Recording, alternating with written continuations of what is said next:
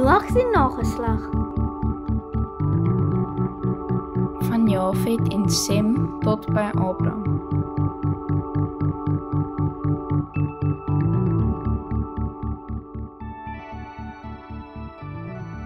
Noag het 950 jaar oud geword.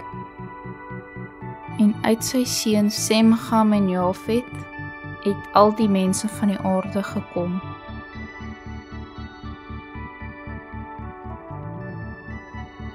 Jafet se seun Gomer het seuns gehad. Askenas, Rifat en Togarma. Jafet het ook ander seuns gehad. Magog, Medai, Tubal, Mesech, Tiras en Javan. Javan se seuns was Elisa en Tarsus.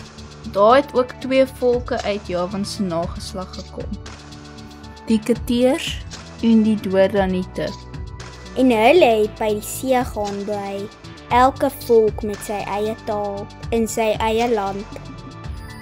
Noag se seun Sem het 600 jaar oud geword.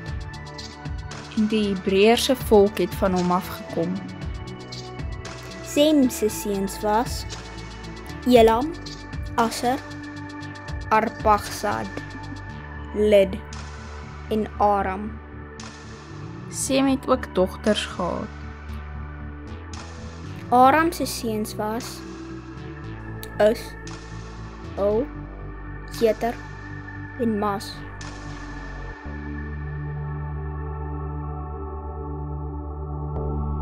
Twee jaar na die vloed, toe Sem 100 jaar oud was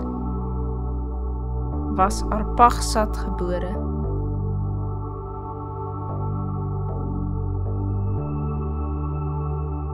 Arpachsad het 438 jaar oud geword en het seuns en dogters gehad.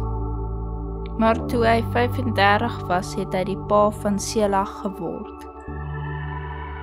Selag het 433 jaar oud geword en het seuns en dogters gehad. Maar toe hy 30 was sy seun Heber gebore. Heber het 464 jaar oud geword en het seuns en dogters gehad. Maar toe hy 34 was Peleg gebore. Hulle het hom Peleg genoem, omdat die mense verdeeld geraak het en ander tale gekry het in sy dae. Na wat by Babel gebeur het. Peleg het 'n broer gehad met die naam Joktan.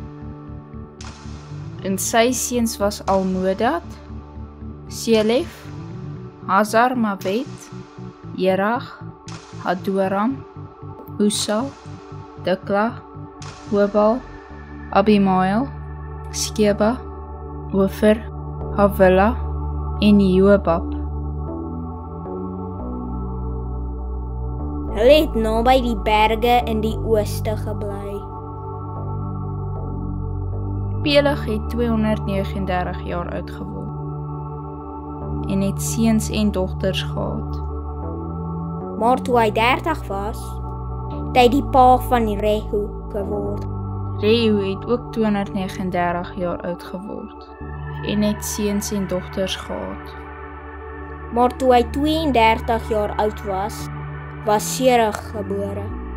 Serug het 230 jaar oud geword en het seuns en dogters gehad.